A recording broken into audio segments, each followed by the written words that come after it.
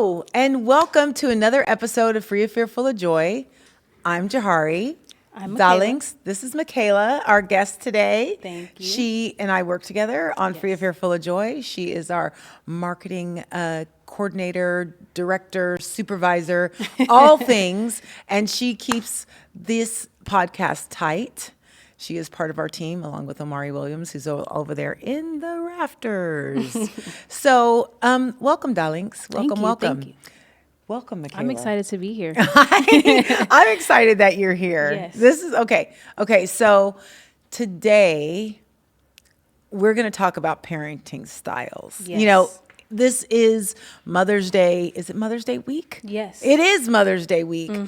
And people keep asking me what I want to do. I have no idea. What are you gonna do? I don't know. I have no idea. My mom always says peace and quiet. I- What do you want for your birthday?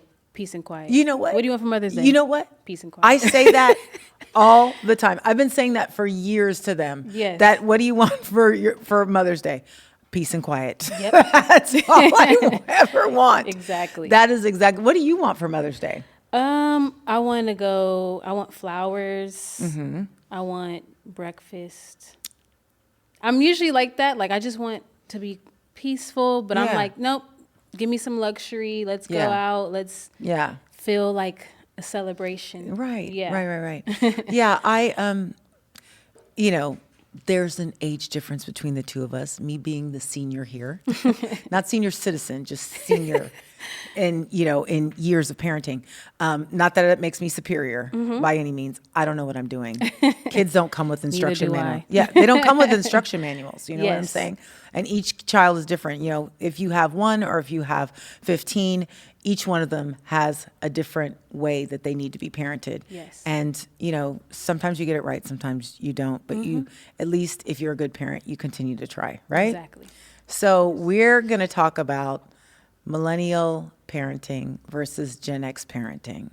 Okay. And some of the things that Michaela and I have talked about that are different between the two of us are, and forgive my ignorance on this, home birth versus hospital birth. I did not know anyone when my peers were having children. Not a single one of them had a home birth. I didn't know that was an option. Yes. Honestly, it's not something I thought about. We all went on our hospital tours. We all chose what suite we were going to have our babies in. We had the doctor, we had met our midwife. We went to our classes to tell us everything. So it was more of a, boutique, like, oh, I'm having my baby at Cedars. Oh, I'm having my baby at Queen of the Valley. Whatever, like, oh, I'm having it at St. Joe's. Oh, and we're getting the private suite. That's the mode we were on for having babies. But that is very different. People, like, I didn't know what a doula was. What the hell was a doula? Like the fact that I had a doctor and a midwife, that was like, whoa. Everyone's like, whoa, you got the deluxe package so, to have a baby. But, regardless, giving birth is beautiful. It is also very hard. It is also, it's almost life-threatening. Yes, It's almost like, and for me, at least one of my births was life-threatening. But I digress. You had a home birth. Yes, I did. Tell me about that. Like, you don't have to get into graphic details, Yes. but like, how did you come to that thought? So the quick answer is I first seen a home birth live. It was one of my close friends at the time. She and her husband were like, hey, we're having our third son. We're doing it like this at home. Come. And I'm like, okay. So they called me. It was actually my birthday. And they were like, I'm in labor.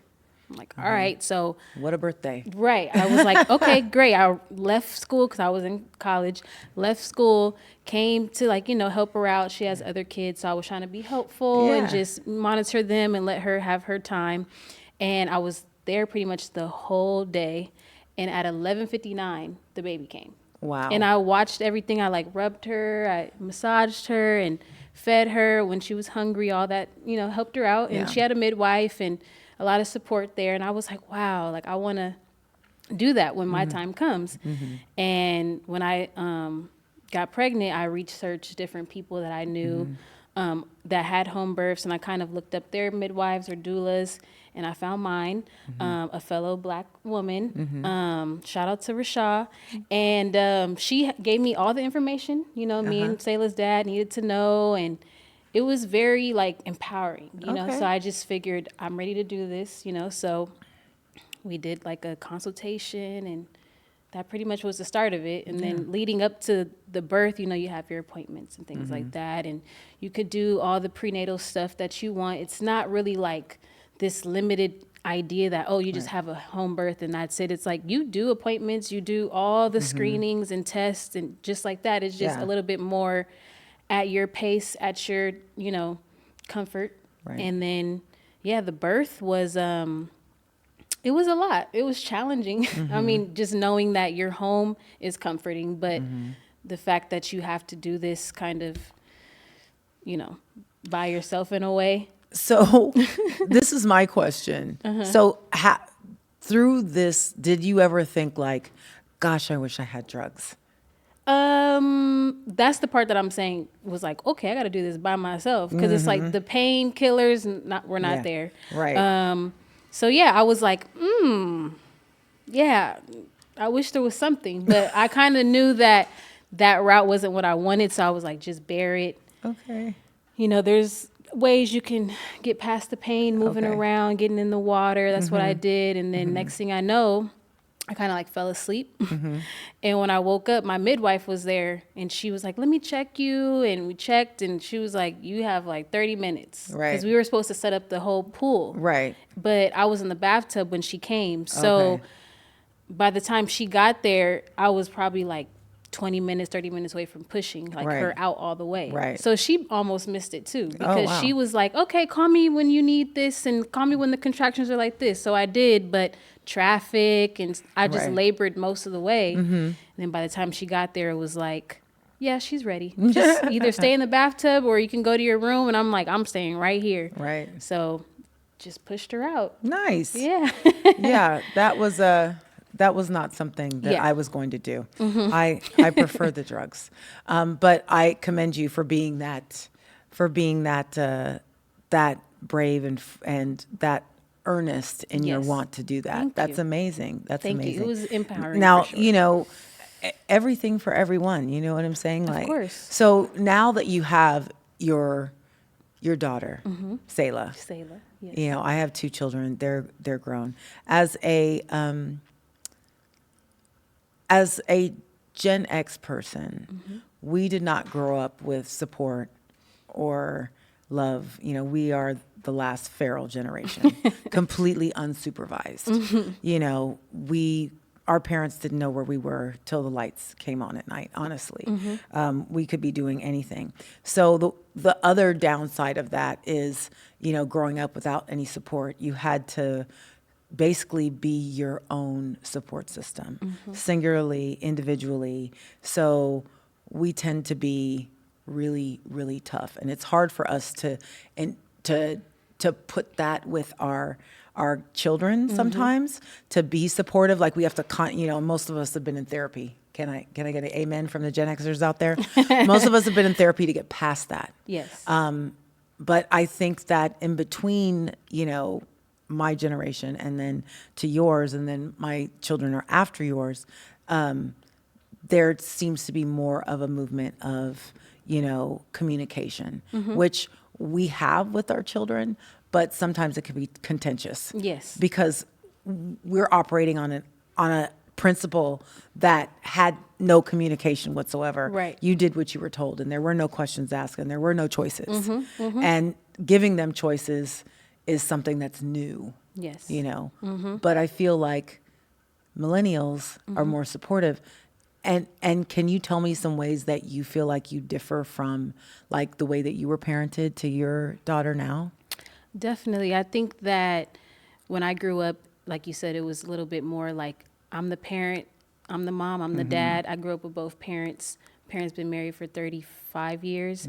So it was a different structure, where it was you say, well, what I say, you do, Right. And there was we had a little bit more of like flexibility with some of the things that we were able to do. But as far as communication, I wouldn't say we could just say how we feel. Right. And on the opposite end, for me, with my daughter, she's only 4, but I, ask her, tell me, talk to me. What's up? What's going on? And Right. she can't always articulate it, but she's so she young. kind of knows that, Mommy, I'm this way. I feel this way. Okay. And it's like, oh, well, what's wrong? Well, I'm sad about this, or I'm happy about this. So we have a little bit more open communication, as opposed to where it's like, if you mad or upset, okay, Right. whatever, Right. Yeah. get over it. Tomorrow's a new day. Right. And you don't really have that communication with your parents, as, most millennials kind of open up now, I think, Right. with their kids. And I think that's a beautiful thing. And I have learned things from millennial parenting, because it is a struggle for us, because we want to give our kids choices, and we want them to be more understanding. And I think with that, for our generation comes the village. But we didn't really talk about that. The village for us is, you don't communicate with anyone outside the family. And I think that we were probably the first generation that like started to create friendships that were like family. Yes. Because my parents, their best friends are their siblings or cousins. And for me, I grew up with people. We've raised our kids together. I've got 3 dope ass girlfriends, Mikey, Alexis, and Latrice. Shout out. That I love. Our kids are the same age, and we go through the same things at the same time. And I really appreciate that. And I know that you mentioned that you have a village where you live. Yes. Yeah. So that must be really encouraging. Oh, yeah. The moms that, are pretty much my neighbors. Between us, I think it's 3 moms, and we have like 6, 7 kids. And we all, talk, we hang out, we group chat, we send our kids to each other's house. You need you need a rest for 10 minutes, bring them over here. You need to go do this, bring them over here. They were at my house like last weekend having a slumber party. Yeah. And they're like, we love it here. And I'm like, your house is right across the way. But they want to be there. And it's just like, if being together. If it gives your mom a break, I'm all for it. And Right. then we switch off sometimes. So it's just a little bit more relieving to have like that support system. And you're so close. So it just kind of makes it more secure. Feels good. Yeah, it does feel good. Which also probably helps with not helicopter parenting, because we did not have that. So we helicopter parent. I just have to say that we are the generation that created the participation trophy, because we didn't want anybody left out. Yes. Because we knew, because with us, there was a sure winner and a sure loser. Okay. And, for us also, like, there were just so many other things that came with that. And we just didn't like to see our children have any kind of failure or pain, which can backfire. Yes. It can backfire yes. a little bit. But at the same time, it does create, this beautiful, mindful, activist, generation that is Gen Z. They are kind. They are supportive. They are, inclusive. They don't take no shit. And I love that. And I can't say that it's all about us, but the way that we parented. But I'm wondering how you deal with that, like like the helicopter versus just letting them run free. Yeah, I'm kind of in the middle. I think for my daughter, I give her a lot of space to just do kind of the Has things. she asked you for space before? I told her, I said, Sayla, you need privacy sometimes, like a little. And she said, no. I said, I need space. Yeah. And she said, I don't have space. She's like, I don't have any to give, pretty much. Right. And I'm like, okay. But as far as like me hovering over her, kind of being super hands-on, I am, but I try to give her enough room so that she can explore. She's very much attached. So I think, and I grew up with, I'm not saying my mother wasn't like affectionate, but she was very stern, Yeah. and she had a demeanor about herself where you kind of like, all right, I get it, Yeah, our parents didn't tell us they loved us, and they didn't hug us, and they didn't say, I'm proud of you. They didn't say, like, good job. Yeah. They don't do that. Yeah, so with Sayla, It's like, you should know that. right. So with Sayla, it's like, I kind of struggle a little bit of like, am I not hands-on enough, or am I giving her, but I think I'm in the middle because I allow her to just have some fun and have some leeway. But I also spend a lot of time telling her like, this is how, this is what things need to be. And so that's kind of where I'm at. I'm in the middle. I think I'm kind of like, I want to pay attention to everything, but I know that you need the independence so that you can later in life handle things and go through things on your own. You have Selah, and you have a career. And how do you feel about that? How's the work-life balance for you? I would say right now it's pretty good. I think that I've learned to manage it. Yeah. When I first was pregnant, I was working in the office a lot, and I was more hands-on, like with the people that, my coworkers and things like that. And then when I started getting closer to my due date, my boss was like, okay, start working from home. So I got accustomed to working from home for a little bit. And then shortly after I had her, I wanted to go back to the office because I feel like more of the environment was like how I want to be. But I also needed to breastfeed her and get her acclimated to the world, right? And get myself acclimated to being a mom. So I think working from home made it a little bit more stressful, I would say, just because that, you got to take care of the baby and you got to try to work. And you might see things around the house that you're like, oh, I want to clean that up. I want to do this. I want to take a nap. I want to go to the grocery store. So that made it hard, I think, because you get a little bit compacted with like all of the tasks that you have to do. Right. I was explaining that to my children the other day because I am very organized, but I wasn't always that way. Yeah. It was something that I had to learn and create, schedules, and which is all things I hate. I don't like being on a schedule. I like to do things when I want. I'm the queen of spontaneity. Okay. Yeah, let's do it. Yeah, let's go. Yes. Let's just do that. Oh, we'll do that later. I don't care. I can pivot in a moment. But I realized with children, I had to create lists. I had to set up dates. I had to set up, all these things and do them on a regular basis, because also you doing that also shows your children that life has to have some structure. Yes. Not all the time, but as much as you can possibly try to get together. So that was something that was, a hard learned lesson. Time management, which is the biggest lesson for anyone, any mom. Time management. The other thing is organization. I feel that a lot of women are flustered and angry and frustrated because they won't organize. Yeah.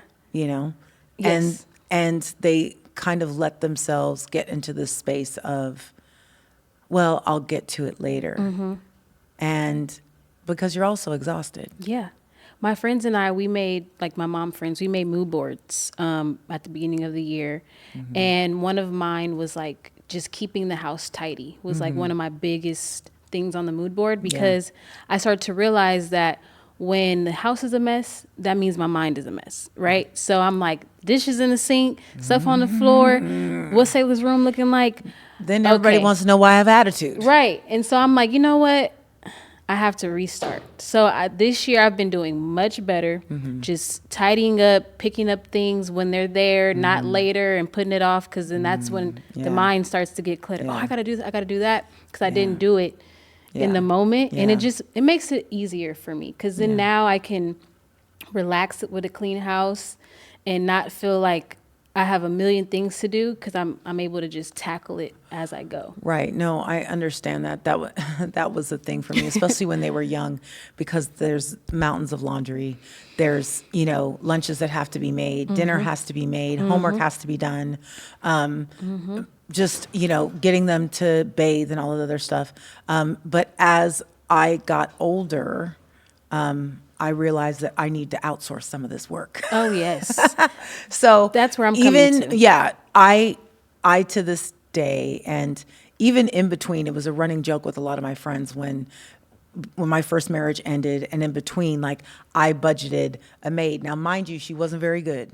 Oh, no. But No, she was, the bathroom and kitchens were great, but like she wasn't like doing the baseboards and but she would fold laundry. Okay. So the kitchen, the bathroom, the floors were great. Like, but if I wanted her to, she's not going to dust up top like that. I can handle. Yeah. That's every once in a while. But I realized that what I had in my budget, and I just decided I wasn't going to go out with my friends as much. We were going to have dinner at the house more than going out. And then I was able to afford her.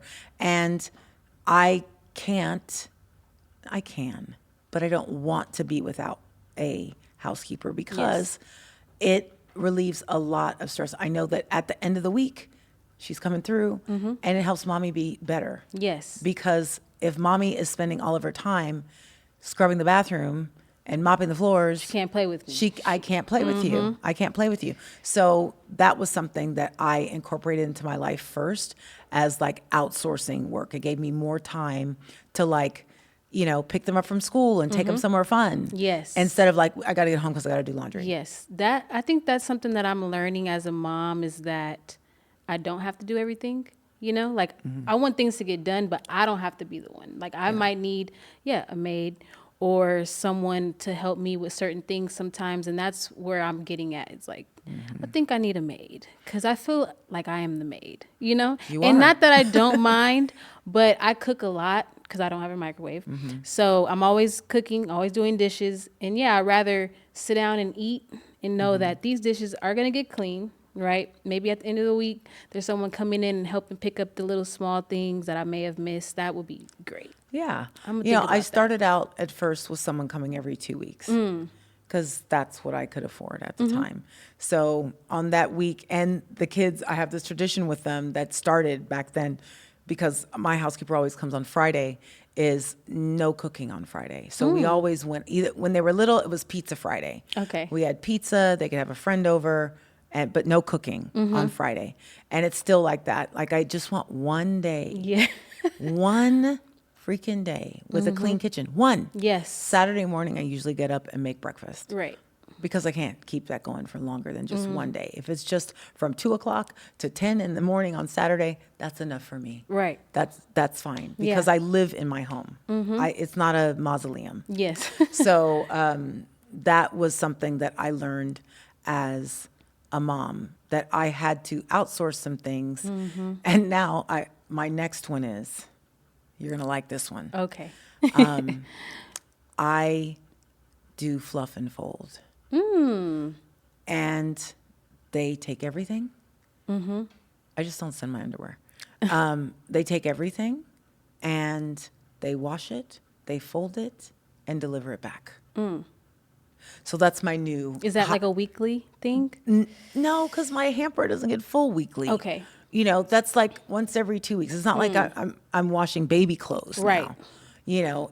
If I had known that when there was baby, I wouldn't outsource my baby clothes. No. Yeah. I have to wash those myself. But if I had known, I would have outsourced my clothes and their father's clothes for sure. Man. But I didn't know about it, and now I do. And so I've only been doing that for like 6 to 8 months now. That's not really a California thing. Like, I'm from California. So, but my New York friends would be like, where is a fluff and fold? Several years ago. And I'd be like, what are you talking about? Yeah. You mean a laundromat? Like, I do that. You're right. Exactly. So that was something else I learned to outsource and that's only been in the last year. And it's taken a whole nother level of relief off of me because, that's one more thing I don't need to do. Yeah. I think that's great. I think stuff like that is definitely what moms need more help with. Yeah. Even if you have like a partner at home, sometimes for both of you guys, if it's a partner, you just need a little bit less work to do and more time to kind of decompress, enjoy the kids, enjoy each other, enjoy just doing nothing. I love to take a nap. Sayla's like, Mom, you going to take a nap? And I'm like, yes. I love a nap. And that going into things that moms need. Yes. I always have been like a rep for clothing companies. I had territories that, were all over Southern California. So I would stop working at 3, like 2:30, 3 o'clock, come home, take a nap for an hour. The kids would be in homework club or extended play Yes. for another hour and a half. I'd pick them up at 4:30. Yeah, well, yeah, like 4:35. So I could get like a 45-minute nap before I start my second shift, which is the Yes, kids. exactly. Which is the kids. So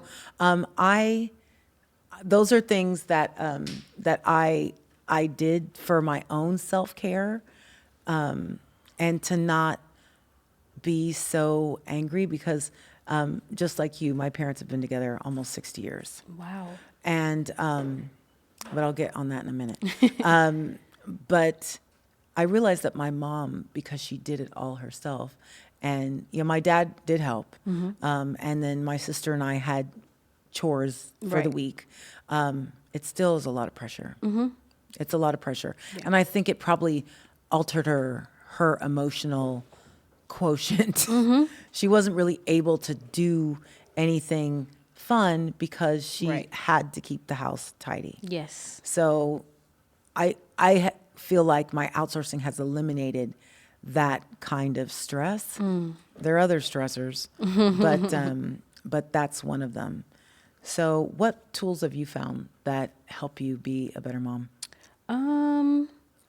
I think part of it is really just leaning on help other people sometimes. Yeah. That's been, the best thing is like, my parents, they're in their 60s, so I don't necessarily just offer Selah to them all the time because I know like, okay, you guys want to enjoy your retirement and chill. Yeah. So I don't, but sometimes they'll say, hey, yeah, we'll have her for a few days or something like Yeah. that. So that helps me kind of just, relax and get things done. But I mean, that and other than friends that want to help Yeah. out or come over sometimes. But Selah's very, like I said, independent.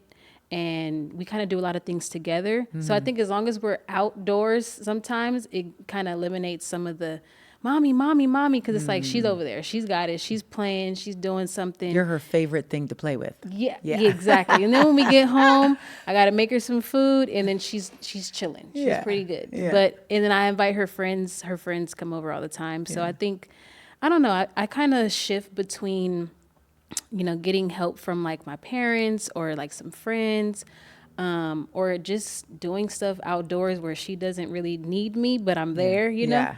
that kind of Yeah. helps out. Yeah, the kids would have friends over a lot. I'm going to change subjects a little Okay. bit, and I'm going to ask you something because, like I said, my parents have been together 60 years, almost 60 years. It's like 57 or something like that. And your parents, you said, have been together 35 years. So I was, as you know, I was married first and then divorced, and I'm remarried now. But were your parents in any way like disappointed because you are a single mom? I would say their initial reaction to me being pregnant was probably the shock because Right. I wasn't married. I was with Selah's dad at the time, but it wasn't, a marriage. Right. And I had kind of played it a certain way before I told them that I was pregnant. I make sure that I signed a lease for an apartment first and kind of got all the questions they were going to ask me Right. answered. That way I can give them the news and it wasn't going to be other follow-up questions I were going to Like, worry. where are you them. going to live? How are you going to support this baby? And they gave me all of And those where he questions at? in a list, like pretty much just like when's and I had all the answers. And Okay, they good. were shocked and still upset because they're like, dang, like Yeah. you got it Yeah. figured out, but still disappointed. But I think now that I am a single mom, I think they admire it. The fact that I had a plan and I stuck with it, and even though things didn't go the way that I wanted to in the outcome, that I still am living on my own, doing what I need to do. I haven't Right. come back home and mommy, I need this, or dad, I need that. It's like, we got it. Me and Right. Selah were good, and they're proud. They tell me that's often, good. they help out a lot. I invite them over for like dinners, Yeah. and we go cook at their house too. So I think now they look at it as like they're proud. Yeah. But before it was like, what about this and what about that? And I know they still have dreams for me. I still want to have more kids and get married in the future. But looking back, I think that was they were just worried about me being pregnant in the beginning. Now they're like, she got it. Yeah. My parents, me getting divorced was a thing for them. And they were really team him for a little while until they started to see why. And then they were like back on my side about this. But it was a painful process, like any breakup is. But yeah, initially they were not happy about me getting divorced. Me having kids, that was a completely different thing. You know, we were engaged when I was pregnant with my son, so it wasn't, and we had bought a house, so it wasn't, and I was old ish. But, we have to deal with those kinds of things.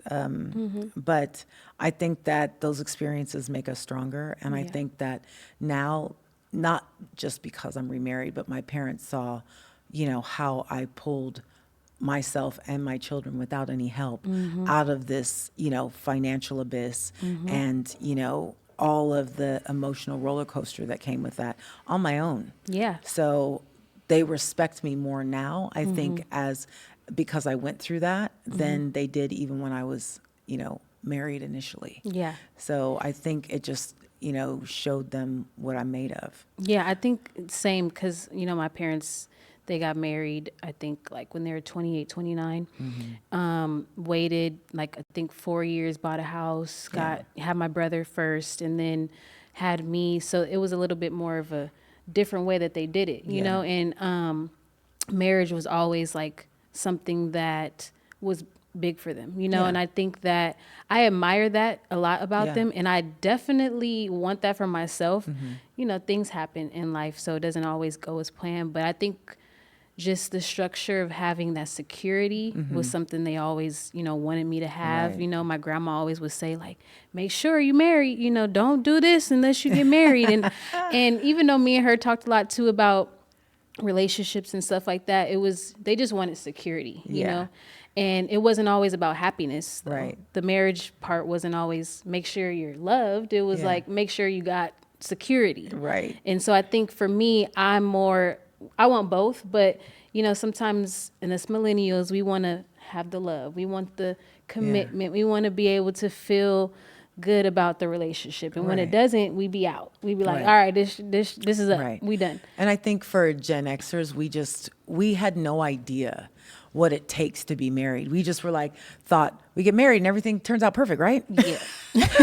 Everything's just perfect. I'll get married and everything will be perfect. Like, we didn't discuss things like finance, how many children we want, what's your parenting style. Like, what do we do in a crisis? Like, all those kinds of things. It was just like, we're in love. And we didn't go through all the rest of the things. And that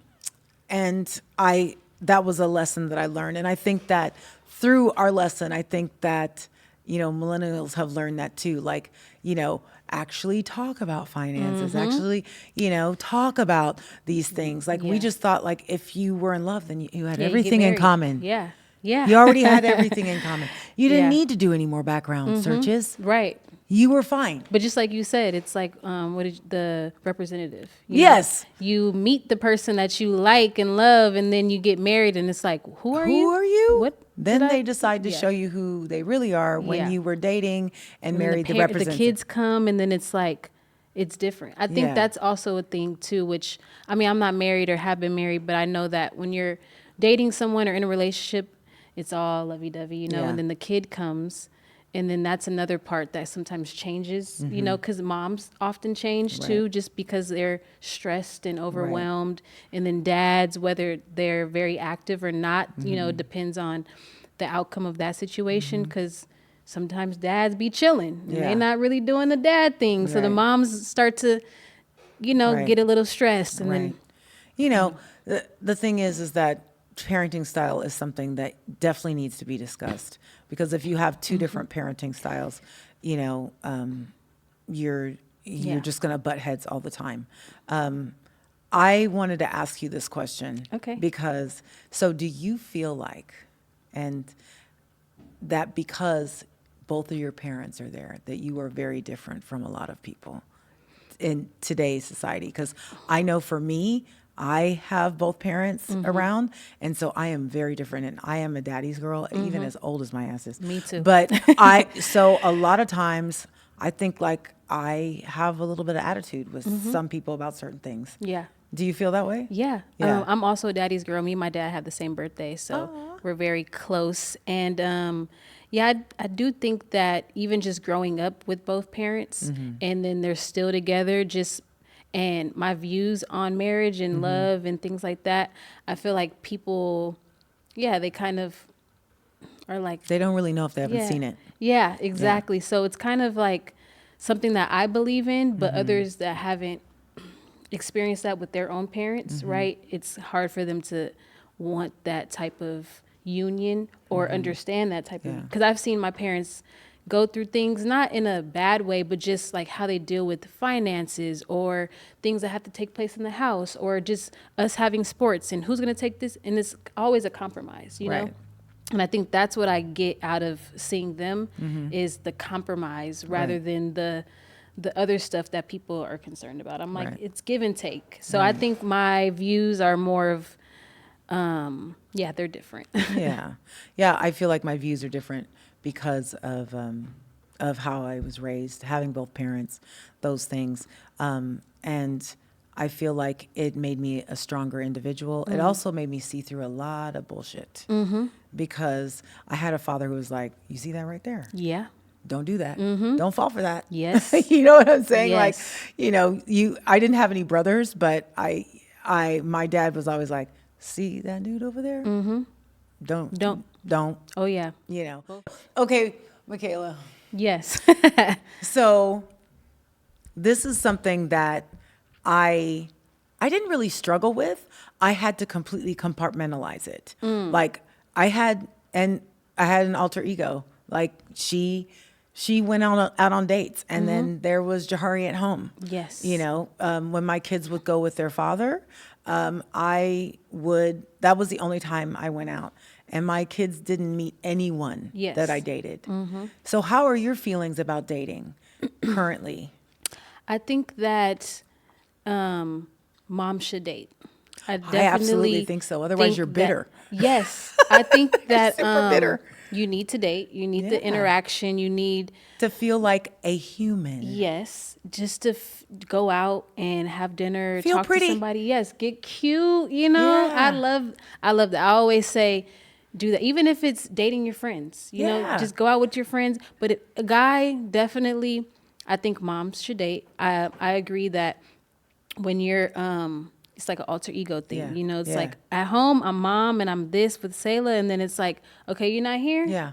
All right, what we doing? We about to go have some fun. We're going to, exactly. Yeah. I like to have fun. So I'm very social, and I think moms should date. I think that you should be focused on dating the person before introducing them to the kids. Of course, I think if you're going to date me 1st, like me. Know that I have a kid. I'm not going to hide that, but date me first. Be interested in what I have going on. Then when it does come time to meet my child, we should be at a place where you know what comes with me. You know that this is it's a package deal. Yeah, that's what I would always say. Yeah. I'm a package deal. And when I was dating, a lot of men only wanted me. They only wanted me. And I had 2 kids, 2 dogs, 2 elderly parents, and a crazy ex-husband. I come with a lot. Yeah. And I'm not for the weak. This is deep water. Yeah. Okay? Yep. If Don't you come over here don't if you come can't over swim. here if you can't swim really, really well. Yes. And that was so all of that just stayed like surface dating, just enough for me to socialize and feel like Johari instead of mom all the time. I try to encourage women to do that when they get divorced or a relationship, but a lot of women just go into this deep shell of like rejection. And there's nothing wrong with that. If you just are like, you know what, I'm done. I don't feel like I have an opportunity to give anyone my time anymore. Yeah. But I also think that it's healthy, like you said, to date your friends. If you're not interested in whatever your sexual preferences, man, Right. woman, whatever, then at least go out. At Yes. least get pretty. At least Yes. shave your legs, girl. Yes. I'm big on like self-care. Like I go to the gym daily, weekly. I try not to miss a day unless it's like the weekend. I give myself a break. But even just that, it's Yeah. like self-esteem boosting. Yeah. Because it's like you go in there to look good, and then you leave, you're tired, you feel tired, but I mean, you know that you Feel put in some work. rejuvenated. Yeah, get some And stress also, out. please, I take out all my stress on the treadmill. Exactly. And it's like, it feels good, and then you look good, like I said. So it Yeah. kind of just goes into a little bit more of like feeding into yourself. Yeah. Yeah. So I'm with you. I encourage dating as as a single mom, like you said, date your friends, date somebody else, at least have some interaction other than just working and being a mom, because you can only be a better mom when you take care of yourself. Yes. If you constantly sacrifice for your children, now granted, I sacrifice for my children, but every once in a while, and I'm not just talking about Mother's Day, ladies, where you get to put yourself first. Right. I'm talking about pick a Often. day of the week that you do something for yourself. Tell your husband, order pizza. I don't care. Tell your partner, or find a babysitter, whatever you need to give yourself the mommy boost. Yes. It's so important. And I feel like if I hadn't done that, if I had gone into that space of, just closing myself off, that I probably would have not as been the kind of mom that wanted to have fun. It would constantly be about, work and structure. And, if I'm constantly focusing on them, Right. which gives them no room to breathe, which also gives them no room to choose what they want to do in life. And also make choices on their own. Yeah. You got to give yourself some space to be able to give the kids some space. Yes. So that's how I feel about dating. Yeah. When my husband and I were, he asked me to marry him several times before I said yes. But he still called me his fiance from the beginning, because, He love you, girl. yeah, that's right. But my son asked me when he called me his fiance in front of him, and we weren't technically fiancés. He said, "Mom, why does he call you his fiance?" I said, "Hey, listen here."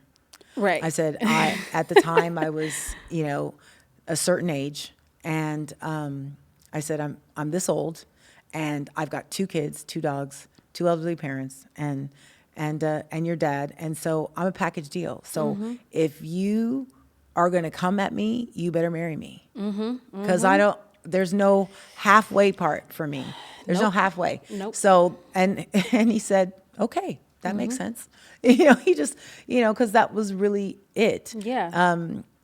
I'm going to tell this one story because it's amazing.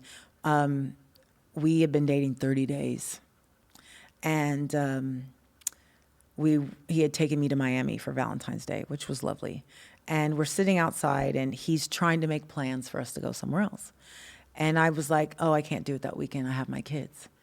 And he goes, so how often do you have your kids? And I go, every other weekend I'm off. So he takes his phone out. He puts those weekends into his phone. And then he calls his assistant and tells her to put that in his calendar. And then he turns back around and says, we're just going to take them with us. And then he ordered all 4 tickets for us to go at the same time. So Yes, if that's the that's energy. not what you're dealing with, ladies, he Get up just outta wants there. you. Yeah. He doesn't want the package. Yeah. And you are a package, whatever Yes. it is. Yes. It's a package. Yes. So that, for me, put him ahead of all of everyone else. Right. At that point, I had to start clearing the roster. Yeah. Oh, because start now playing the you roster. applying that pressure.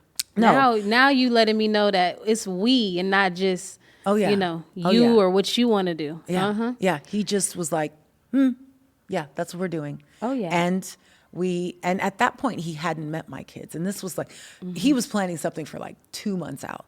So I think by the midway point, he bought us all Dodger tickets, and we went to the Dodger game so he can meet the kids. Wow. That's how we did it. Instead of like a formal thing, we're Yeah. just like, this is Mark. This Yeah. is, that sort of thing. And so the kids were very, very happy.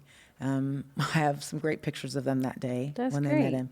So that's just an example of what it means when a man wants you. He will make it happen. He will make it happen. He will make it happen. For all of y'all. Whether you're at, I know there's all this talk out there about like single mothers not being, worthy. We are. We are. I don't ever feel like that. I don't know. It's those men out there that know that they can't handle it. Oh, yeah. Because you're about your business. You're not playing around. Yes. And you don't have time to play. And so that's why they want to say that. And I think really, and this is an offshoot, I think really that's why people get so mad at Russell Wilson. Because he saw the value in Sierra. Yeah. When other people probably were like, nobody's ever going to want you And she now. only had one kid. She only had one kid. Like what? That's not I'm not like, that bad. And now And now look at she him. has 3 with him. Yeah, 3 with him. 4 And altogether. exactly. That's his kid. That's his kid. That's So his kid. it just takes the right person to It come does. in and be like, this is mine. And I'm taking over. And I accept what you have. They a part of it too. Right. That is real love. Yes. That's real love. I know your daughter's really young, but have you felt at any point that you failed her? Have you had one of those moments yet? Of course, where I just think, oh man, I'm not doing good enough. But then I feel like I get reminded, just by friends or family. Like, my dad tells me all the time, like, I'm proud of you. Yeah. You're a great mom. You do this with her. So I think in my head, I get stuck with like, oh, I didn't do this. Oh, dang. Yeah. But I don't really get that from her or feel like, so I think it's just mental. Sometimes moms feel like we're not doing enough, but we're doing. Mine are, Literally are everything. grown. Yeah. One is out of college. The other one is graduating from college. And on a daily, like, if I have an argument with one of them, I'm crushed. If I have to correct them on something, I feel terrible about Yes. it. Because the thing is, I just want to be fun, happy mom all the time. But, life, pressures, jobs, things like that, they all create that kind of energy sometimes where you can't give them what they need. But I try really hard all the time. And I think for all moms in general, Gen X, Millennial, whoever, is we just keep trying to be Yes. better. What do you think is the one thing that you would say to any mom that you have learned? Just one thing. What is it? Be patient with yourself. Right. Like I always say, I try to give myself grace. Yes. Because grace and understanding for myself. Because like I said in the beginning, children don't come with instruction manuals. Yeah. Each one is different. I have one introvert and one ambivert, and I'm an extrovert. Oh, yeah. So learning to parent an introvert was a very difficult learning Yes. curve. But I have learned over the years how to love and support the introvert without pushing him into my extroverted Right. ways. Exactly. So I think in summary that the part of the equation of being a mom is being completely selfless, no ego, no agenda, no trying to pressure them into something that will We make once you were. happy. Right, Make you exactly. happy. Always give them what they need, even if they don't think they need it. Yes. Yeah. I agree. Yeah. So Michaela, thank you so much Of for coming on course. today. This is a great conversation. This could go on forever. Really. Forever. ever. Yes. But will you join me when saying Free of Fear, Full of Joy? Of course. Okay. So happy Mother's Day out there Happy to Mother's all Day. you moms. Sending you love and light for you and your children, whether they're with you near or if they're afar.